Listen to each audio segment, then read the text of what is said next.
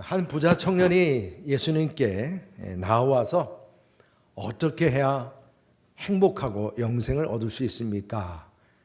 이런 질문을 했습니다. 이때 예수님께서 너의 재산을 다 팔아서 가난한 사람들에게 나누어 주어라 그랬어요. 그랬더니 이 부자 청년은 더 고민을 안고 돌아가게 되었습니다.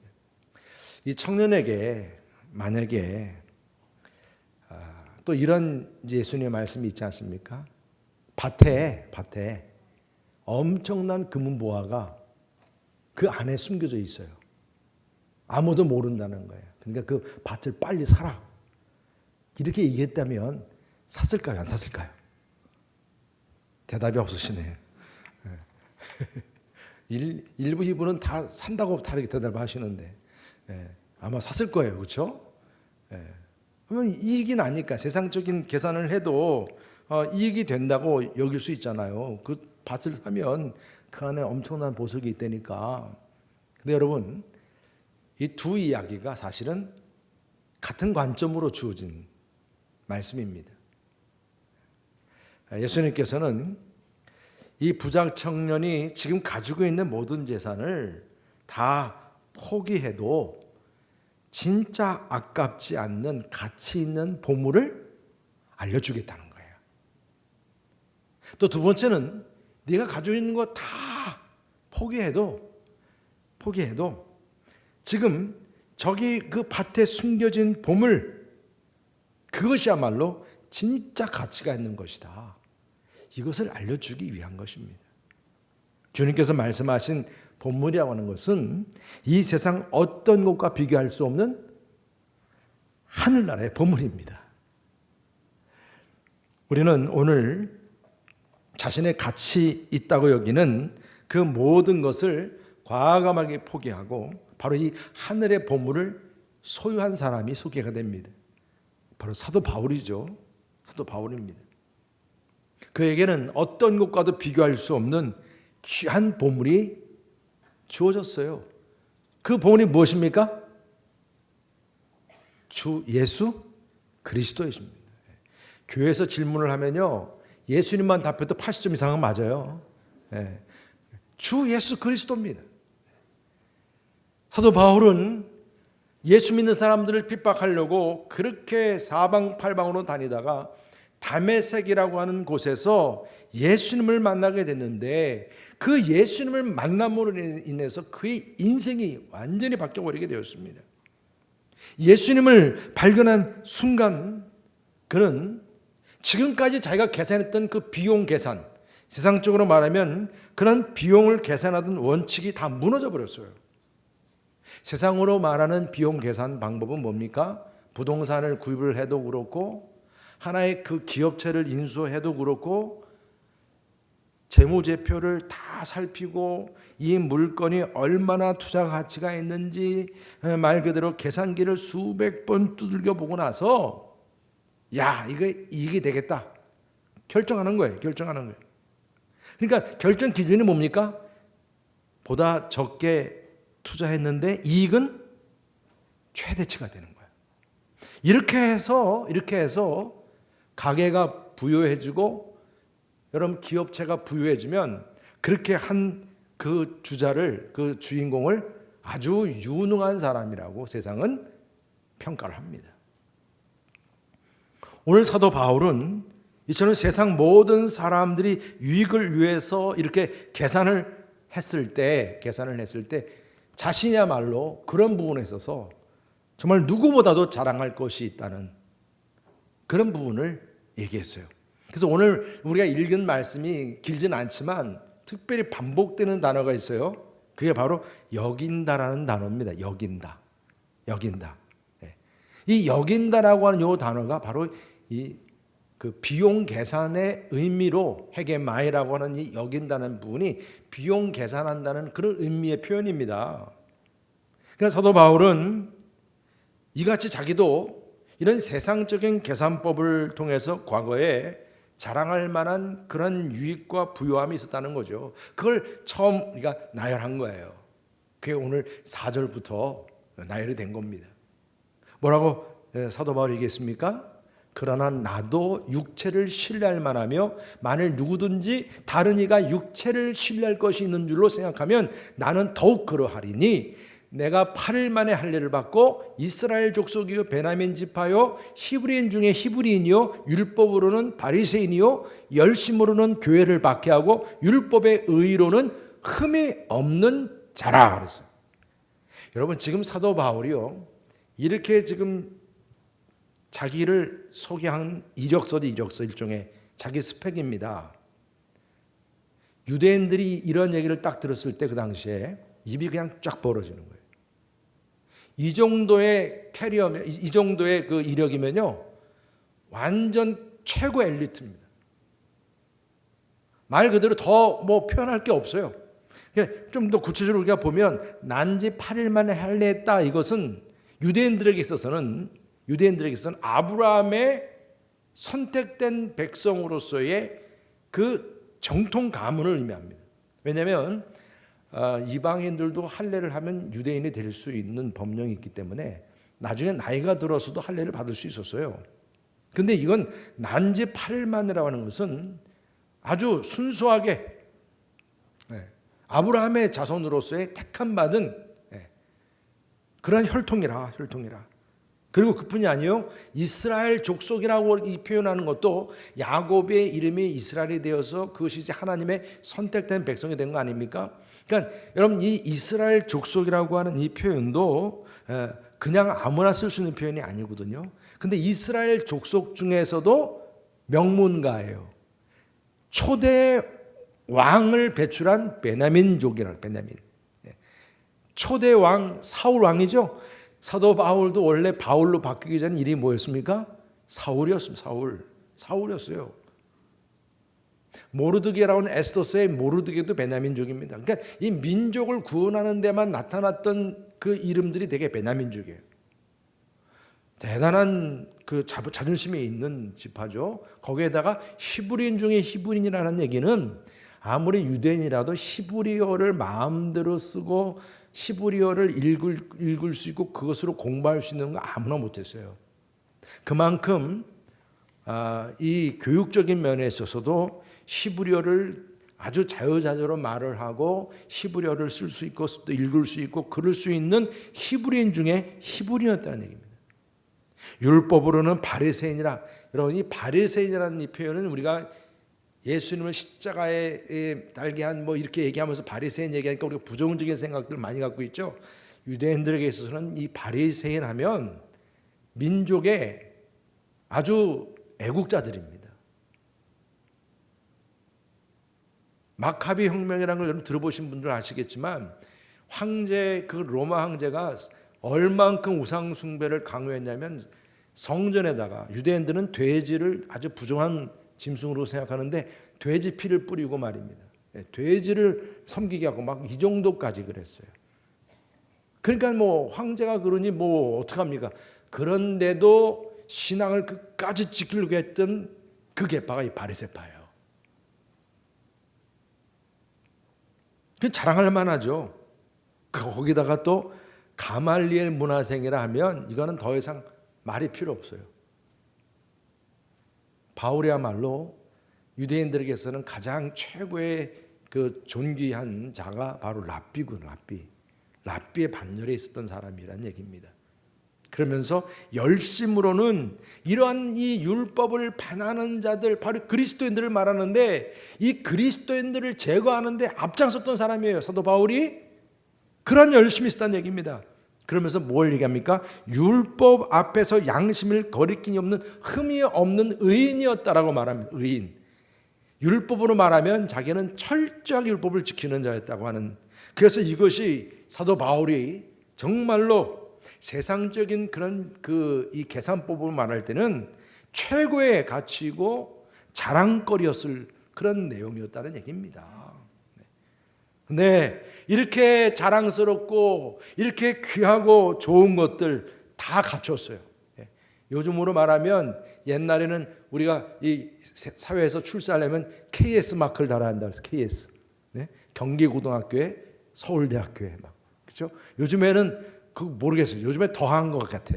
아주 애들 때부터 막 그냥 이제 이 족보를 키워가려고 막 훈련을 시키고, 그래서 뭐 스카이니 뭐냐 막 그러면서 그러는데, 여러분 지금 사도 바울도 그런 부분에 있어서 전혀 손색이 없는 그런 사도 바울이었는데도요, 그 가축을 다 갖췄는데도요, 막상 자신의 삶을 돌아볼 때, 사람들이 볼 때는 아주 거룩한 척, 아주 행복한 척, 멋있는 척 다 했겠지만은 내 마음에서는 진정한 행복이 없었어, 기쁨이 없었다는 얘기입니다. 그런데 그가 다메섹에서 처음 예수님을 만났어. 그렇게 반대하고 핍박했던 그 예수님 앞에 설 때 말입니다.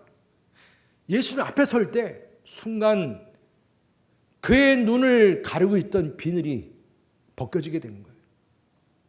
그의 눈을 가리고 있던 비늘이 뭐였겠어요? 그동안 자기가 자랑했던 모든 그 외면적인 것들이었죠. 그거면 다 되는 줄 알았던 것들이죠. 그러나 예수님 앞에 서는 순간 마치 눈에 있는 그 비늘이 다 벗겨지면서 세상의 보물들이 오히려 어떻게 보여요? 해로 여기고 배설물로 여기겠다는 이 말씀을 오늘 우리에게 준 겁니다. 7절 우리 다 함께 읽어보겠습니다. 7절 시작. 그러나 무엇이든지 내게 유익하던 것을 내가 그리스도를 위하여 다 해로 여길 뿐더러. 계산이 벌써 이젠 달라진 거예요. 어떤 계산이 된 거예요? 그렇게 대단하게 생각했던 모든 것들이, 유익하던 것들이 이제는 그리스도를 위하여 다 해로 여겨졌다는 말씀입니다. 예수님 안에서 너무나 빛나는 보물을 발견한 거예요. 이제는 인생의 가치관도, 인생관도, 심지어는 신앙관까지도, 어떤 기쁨의 기준까지도 다 한순간에 변화가 되어버렸습니다. 오늘 여러분 이렇게 변화된 사도 바울이 예수 그리스도만이 그토록 가장 귀하고 귀한 보물이라고 말입니다. 그렇게 여기게 되었던 비결이 어디에 있었겠습니까? 오늘 말씀하세요. 그 첫 번째가요, 주 예수 그리스도를 아는 지식이 가장 고상했기 때문이라는 것입니다. 우리 8절 다 같이 함께 읽어보겠습니다. 시작. 또한 모든 것을 해로 여김은 내 주 그리스도 예수를 아는 지식이 가장 고상하기 때문이라. 내가 그를 위하여 모든 것을 잃어버리고 배설물로 여김은 그리스도를 얻고. 여러분 여기다 계속 나오지 않습니까? 이전까지 내가 생각했던 모든 계산법이 이렇게 바뀐 거예요. 이젠 세상에서 그렇게 비용 계산할 때 남는 장사를 했어야 했어요. 그것이 그렇게 또 자랑스럽고 유익하다고 생각했어요. 그런데 예수님 앞에서는 그 모든 것이 이제는 폐설물처럼 여겨졌다는 거예요. 비교할 수 없는 진정한 가치를 발견했기 때문에 그래요. 사람들은 그래요. 너 바보야, 너 바보. 왜 이렇게 손해보면 살아? 손해보면 살아. 그렇지만 사도 바울은 손해가 아닌 거예요. 내가 예수님을 만나고 나서 진정으로 기뻐할 수 있는 그 썩지 않는 보물, 가장 귀한 지식을 정말 얻게 되었다는 것입니다. 주님을 만나고 나서 이제는 세상 계산법이 사라져 버렸어. 그리고 예수님이 가장 귀하신 분으로, 예수님이야말로 가장 귀하신 그런 분으로 계산하게 되었어요. 계산. 여러분 계산 잘 하셔야 돼요. 이제는 이 법에 하나면 만족하고 진심으로 행복하고 기뻐하는 자랑거리, 이 사도 바울에게는 그러한 자랑거리가 생기게 된 줄 믿으시길 바랍니다. 반평생 동안 말입니다.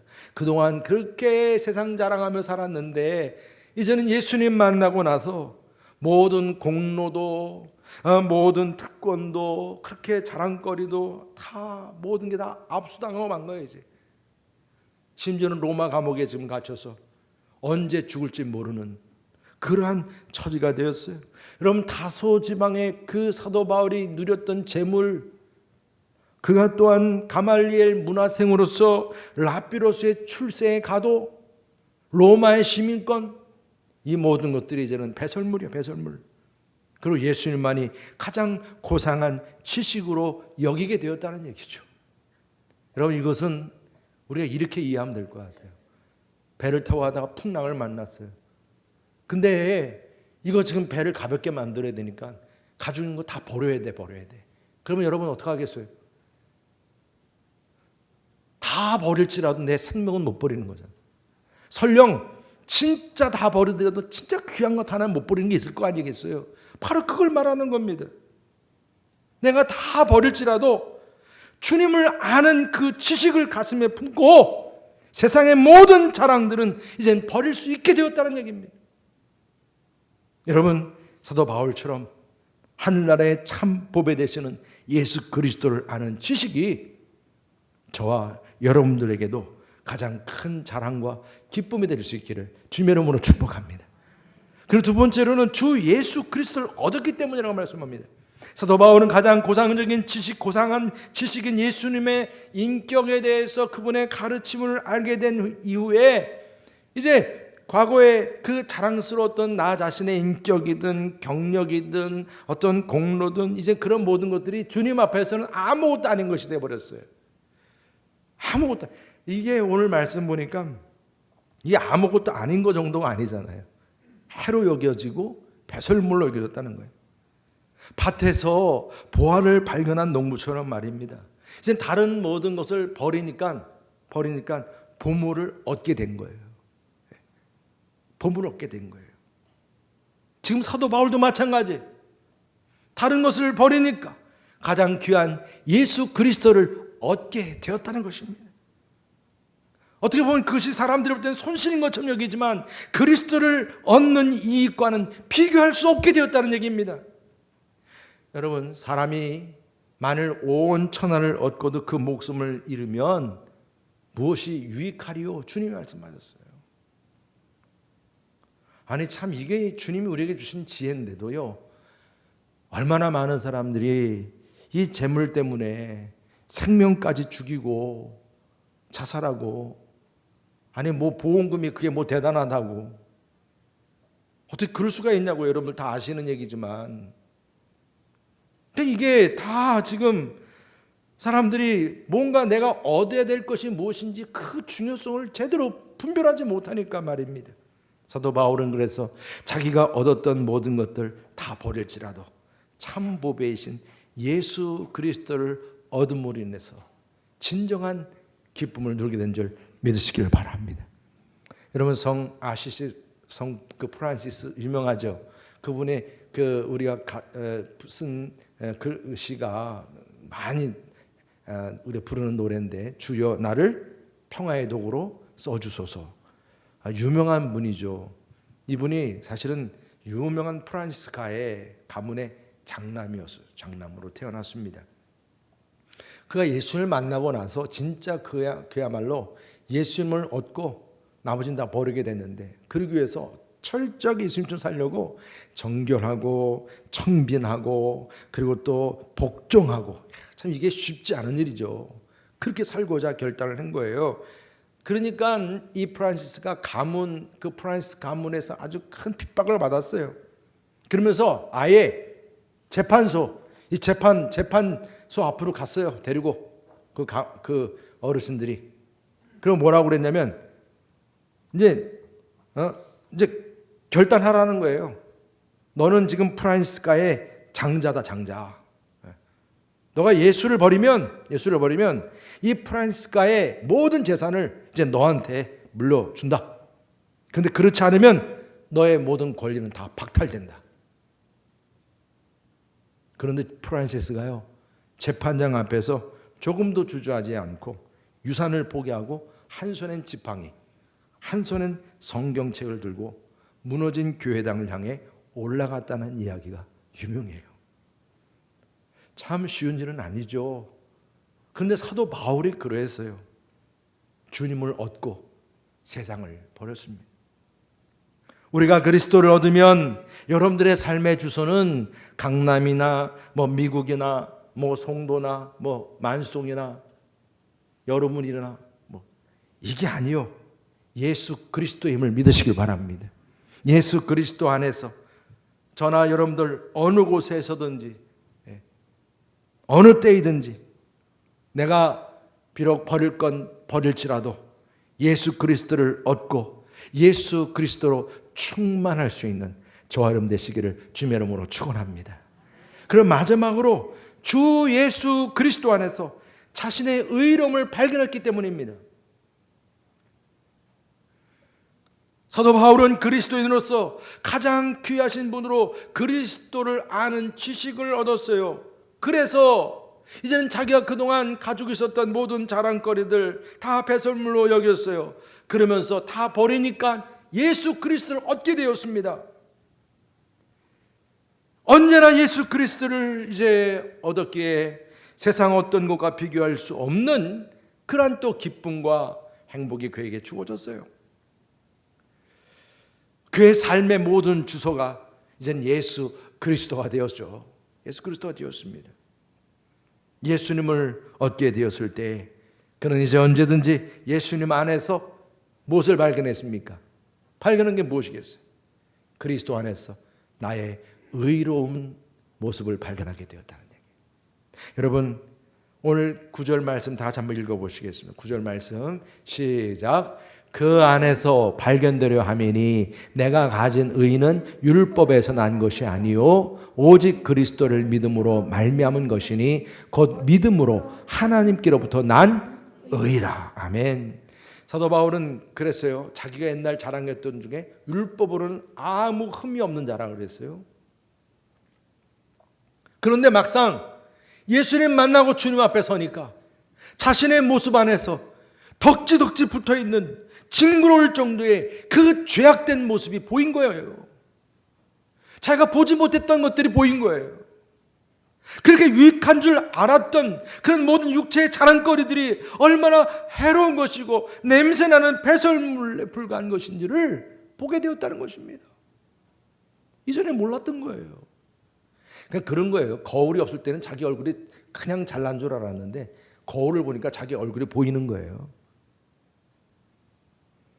이제는 예수님을 믿음으로 알게 되었고 이제 그 예수님을 얻게 되니까 여러분, 그렇게 주님 앞에서 죄가 많은 자를 여겼던 자신이요, 그렇게 냄새나고 더러운 죄의 모습이요, 이제 주님 안에서 깨끗하게 됨을 믿으시길 바랍니다.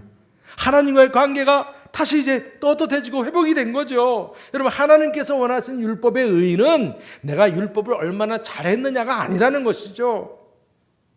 예수 그리스도를 믿음으로 우리가 얻을 수 있는 의임을 믿으시길 바랍니다. 이제부터는 예수 그리스도 안에서 자신이 얼마나 의로워졌는지 안전해졌는지를 이제는 발견하면 되는 거예요. 사도 바울은 그동안 자기가 자랑했던 것들이 다 누구 앞에서 자랑한 거예요? 사람 앞에서 자랑한 거예요. 여러분, 그렇지 않아요? 자랑하고 싶은 것이 있으면 여러분들 하고 싶어서 막 죽겠잖아요. 이렇게 얘기하고 싶잖아요. 그래서 사도 바울이 자기는 정말 자랑할 만한 게 정말 많은 사람이었거든요. 근데 사람들 앞에서 그렇게 자랑했던, 내가 율법으로 흠이 없는 자라고 자랑했던 그 모든 것들 하나님 앞에 서니까 지푸라기에 불과한 거예요. 아무것도 아닌 거예요. 부끄러운 거예요. 나 같은 존재가 하나님 앞에서 그렇게 자랑거리가 많아서 완전 무장했듯이 그렇게 세상에 스펙이 많아서 괜찮은 줄 알았지만 로마서 7장 24절에 뭐라고 고백합니까? 오라, 나는 곤고한 자라. 이 사망의 몸에서 누가 나를 건져내랴. 이게 나의 현실이에요. 이게 팩트예요, 진짜. 좋은 집에 살고 내가 좋은 여건 속에 아무리 살아도 이건 부인할 수 없는 사실. 그래서 사도 바울이 깨달은 게 뭡니까? 하나님의 의는 내가 율법을 잘 해서가 아니라 전적인 하나님의 은혜라. 예수 그리스도를 믿음으로 주어지는 의라. 할렐루야. 그래서 고린도후서 5장 21절에 이렇게 말씀하세요. 다 같이 함께 읽어보겠습니다. 시작.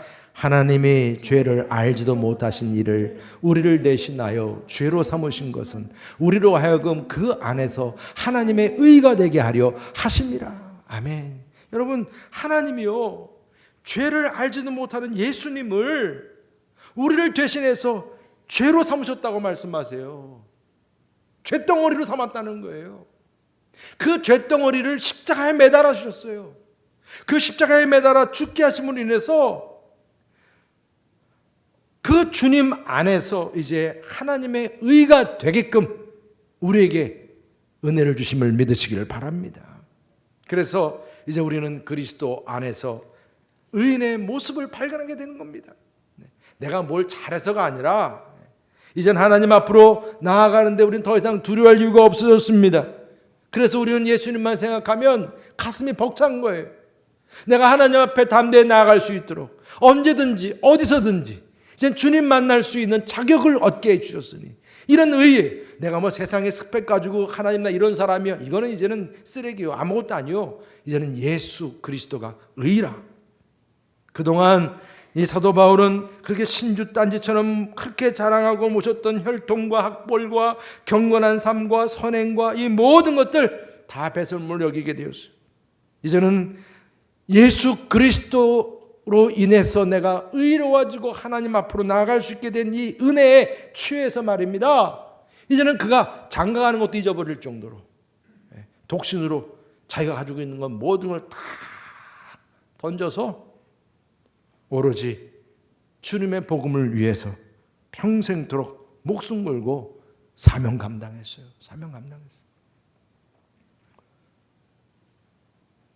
여러분들 잘 아시는 마틴 루터도 의인은 믿음으로 말미암아 살리라고 하는 이 말씀으로 중세기를 뒤집어 놨습니다. 우리 감리교회 창시자 조한 웨슬리 목사님도 의인의 믿음으로 살리라는 그 로마서 서문의 말씀을 듣고 그가 변화가 되어서 영국 사회를 피해 혁명으로부터 구한 영적인 거장으로 인정받게 되었습니다. 여러분, 성 암브로시우스라고 하는 4세기 활동한 서방 밀라노 교회 4대 교부 중에 한 사람이죠. 유명한 분이에요. 이분이 야곱의 축복이라는 이야기를 했을 때 여러분들 아시다시피 야곱은 에서와 쌍둥이잖아요. 같이 태어났어요. 그런데도 먼저 조금 나왔다고 형이 됐고 야곱이 동생이 됐단 말입니다. 그래서 축복권을 누구한테 줘요? 장자한테. 그래서 어느 날 아버지가 에서에게 이제 축복하겠다라는 얘기를 서로 나누는 얘기를 누가 들었어요? 어머니가 들었어. 어떻게 했을까요? 야곱에게 가서. 이건 다른 이유가 아니에요. 이게 어머니가 그냥 조작하는 차원이 아니라 이미 하나님이 약속해 주신 게 있었는데 이삭이 그걸 잊어버린 거예요. 에서에게 주겠다 하니까 야곱의 그 어머니가 야 너 야곱아 너 빨리 아버지한테 가서 이제 축복을 받도록 해라. 야곱이 뭐라고 대답했겠어요? 나는 겉으로 봐도 그렇고 모든 게 형하고 달라요. 난 약점이 있어서 털도 없어요. 아무것도 없어요. 그냥 아버지한테 가면 금방 들켜요. 비록 지금 눈이 잘 안 보인다 그래도 안 돼요. 걱정하지 마. 어떻게 했어요? 양털로 털난 것처럼. 애서보다 더 털이 더 많이 났어. 입혀주고. 그리고 또 뭐 했어요? 애서가 입은 옷을 입혔어요. 눈으로 보이지 않아도 아버지가 냄새를 맡을 수 있어요. 그렇게 무장하고 아버지께로 갔어요. 그랬으니 여러분, 이삭이 애서인 줄 알고 있는 축복 없는 축복 다 부어줬어. 여러분, 이 이야기를 두고 암브로시우스가 뭐라고 얘기했습니까? 이삭이 의복의 냄새를 맡은 사실은 어쩌면 우리가 행위로 말미암아 의롭다 하심을 얻는다는 것을 의미한다. 야곱의 연약함이 떳떳한 자격을 갖지 못하게 했으나 에서의 겉옷과 양털이 야곱의 약함을 덮어주는 은혜가 되었다. 야곱은 자격이 없어요. 그러나 에서의 옷이 향기를 바라고 양털이 야곱의 몸을 숨겨주었기 때문에 이삭이 다 눈으로 봤으면 안 됐죠. 그러나 그게 다 은혜야, 은혜. 그래서 은혜로 야곱이 축복받게 됩니다. 마찬가지예요. 우리도 우리의 맏형이신 그리스도의 그 귀하신 순결의 옷을 입고 우리의 이 흠많은 이 몸을 숨기고 하나님께로 나아가는 거예요. 그럴 때 하나님께서는 우리를 의롭다라고 여기심을 믿으시기를 바랍니다. 우리가 그리스도를 믿음으로 그리스도의 향기를 하나님께로 올릴 때에 하나님께서는 그 향기를 흠양하면서 하나님께서는 우리를 의롭다고 인정해 주심을 믿으시기를 바랍니다. 여러분, 우리가 어디에 있든지 무엇을 하든지 이제는요, 우리가 이제 하나님 앞에 우리의 의가 부족하다 이런 말 들을 이유가 없습니다. 여러분, 이제 내가 완벽해야지 한다고 하는 것이 아니에요. 그럴 수가 없거든요. 우리의 진정한 의는 내가 아닌 거요, 하나님께서 우리에게 선물로 주신 예수 그리스도가 의이심을 믿으시기를 바랍니다. 그래서 그분이 우리의 죄덩어리를 대신 짊어지시고 십자가에 죽으심으로 우리의 모든 죄값이 환불되었습니다. 그래서 우리는 이제 사도 바울처럼 떳떳하게 선포할 수가 있는 겁니다. 제가 선포할 내용을 같이 한번 우리가 선포하자고 제가 이렇게 적어왔어요. 다 같이 한번 선포합시다. 시작! 우리는 예수 그리스도를 아는 지식이 가장 최고이고 고상합니다. 주 예수보다 더 귀한 것은 없습니다. 그래서 세상 자랑은 다 배설물로 여길 수 있게 되었습니다. 우리는 세상을 버리고 예수님을 얻었습니다. 그리스도 안에서 우리는 의인이 되었음을 발견하게 되었습니다. 우리는 잠시 살다가 하나님 앞에 당당하게 서게 될 줄 믿습니다. 예수님을 믿음으로 우리는 의인이 되었으니 놀라운 변화로 살아가고 하나님께 영광을 돌려드릴 수 있음을 선포합니다. 할렐루야! 여러분, 이렇게 선포하시기를 주님의 이름으로 축복합니다. 얼마나 당당합니까 이제. 여러분 잘 아시는 이야기입니다만은 캐나다 몬트리올 그 목사 아들로 태어나서 음악적인 재능이 워낙 탁월해서 음대를 들어가서 공부하다가 돈이 부족해서, 학비가 부족해서 이제 중단하고 미국에 있는 보험회사의 세일즈맨으로 일하기 시작했어요. 그러다가 요즘에도 TV에서 이렇게 막 노래하는 이런 대회가 많이 있잖아요. 그 MBC, 그 당시 1931년도인데 그 MBC 그 라디오 방송에서 이런 그 노래 대항이 아마 있었던 것 같아요.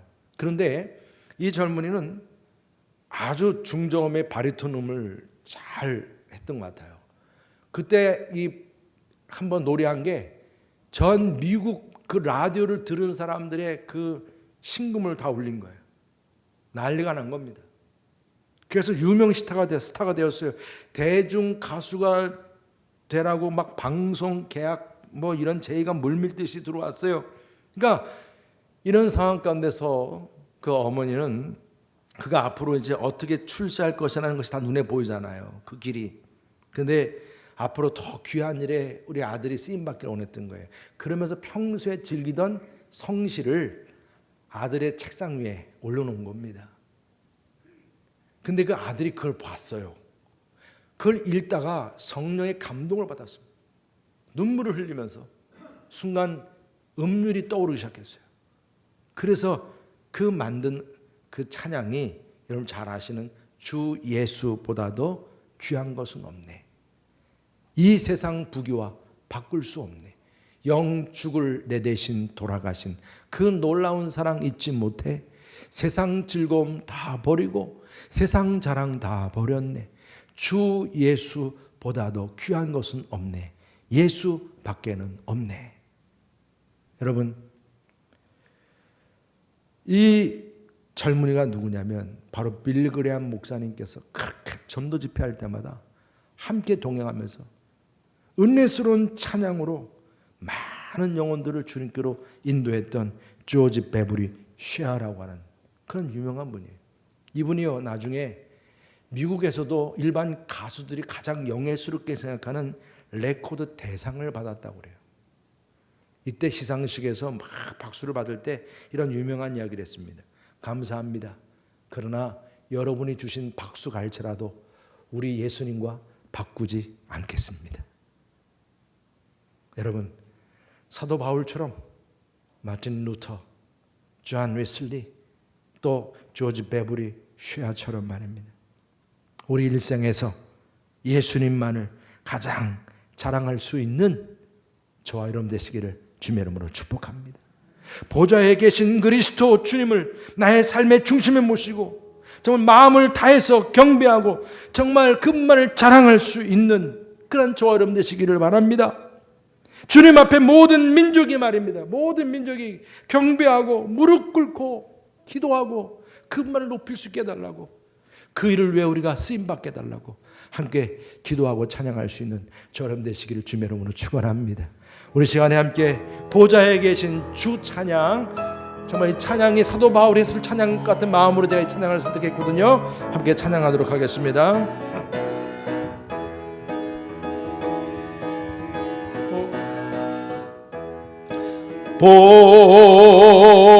보좌에 계신 주 찬양, 내 마음 들여 주 경배해. 주 임재 앞에 엎드려 내 삶을 들여 주 찬양해. 예수 보좌에 계신, 보좌에 계신 주 찬양, 내 마음 들여 주 경배해. 주 임재 앞에 엎드려 내 삶을 들여 주 찬양해. 예수 모든 민족 그날에 다 경배해. 주 이름 앞에 무릎 꿇고 보좌 위에 계신 어린 양께 영광을 돌리세. 모든 민족 그날에 다 경배해. 주 이름 앞에 무릎 꿇고 보좌 위에 계신 어린 양께 영광을 돌리세. 보좌에 계신, 보좌에 계신 주, 우리 다 같이 일어나셔서 찬양하시죠. 내 마음 들여 주 경배해. 주 임재 앞에 엎드려 내 삶을 들여 주 찬양해. 모든 민족 그날에 다 경배해. 주 이름 앞에 무릎 꿇고 보좌 위에 계신 어린 양께 영광을 돌리세. 모든 민족 그날에 다 경배해.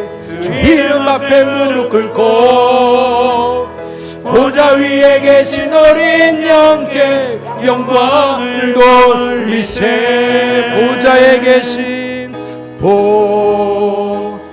보좌에 계신 주 찬양, 내 마음 들여 주 경배해. 주 임재 앞에 엎드려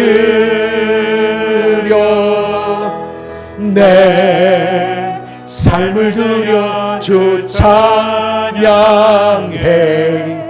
예수. 우리 사도 바울이 바로 이처럼 예수님만을 찬양하고 경배했을 것입니다. 우리 옆에 분들에게 서로 축복하시죠. 서로 우리 예수님만이 당신의 의가 되십니다. 예수님만이 당신의 의가 되십니다. 할렐루야.